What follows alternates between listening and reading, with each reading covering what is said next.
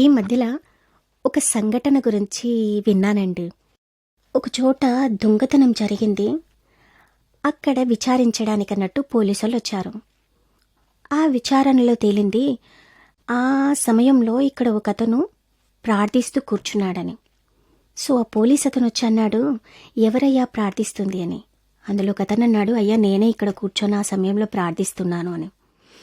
Police అతను అన్నాడు, సరే ఇక్కడ ఒక దొంగతనం జరిగింది కదా, మాకొక 5 మంది వరకు కనిపించారు, వాళ్ళని నువ్వేమన్నా గుర్తుపట్టగలవా అని. సో ఆ వ్యక్తి అన్నాడు, అయ్యా నేను ఆ సమయంలో ప్రార్థిస్తున్నాను, నా చేతులు తాకుతూ తను దాటి వెళ్ళాడు, ఆ స్పర్శ నేను గమనించగలను అని. పోలీస్ అతను అన్నాడు, సరే నువ్వు ఆ స్పర్శను గుర్తుపట్టు, ఒక్కొక్కరిని అలా పంపిస్తాను అని అన్నాడు.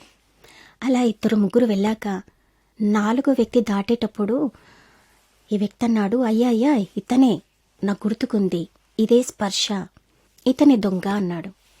సరే పోలీస్ అతను అన్నాడు, పద నీకిచ్చే శిక్ష వేరే ఉంది అన్నాడు. అప్పుడు ఆ దొంగ అన్నాడు కదా, ఒక్క నిమిషం నేను ఆ భక్తునితో మాట్లాడతానండి అని.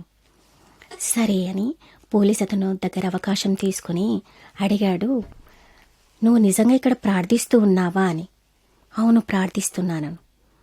సో ఆ దొంగ అన్నాడు కదా పోలీస్ అతనితో, అయ్యా ఈయన దొంగ భక్తుడు అని.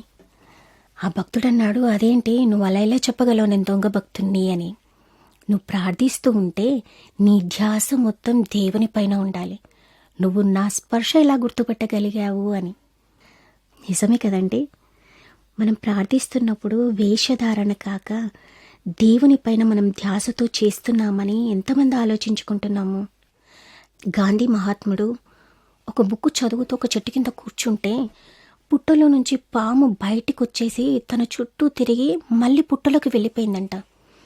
తను చదువుతున్న పుస్తకం మూసేసి తిరిగి చూస్తే చుట్టూ జనాలు గుమికూడి ఉన్నారు. ఏంటండి ఇలా నించున్నారు అంటే, అయ్యా మీరు పుస్తకం చదువుతున్నారు, పాము పుట్టలో నుంచి బయటకు వచ్చి మీ పైనుంచి ఎక్కి దిగింది కూడా మీకు తెలియట్లేదని. ధ్యాస అలా ఉండాలండి. నిజమండి, వేషధారణ వద్దు. వాళ్ళు చూస్తున్నారా వీళ్ళు చూస్తున్నారా అని కాదు, మనకిచ్చిన పనిని సరిగ్గా చేస్తూ వెళ్దామండి.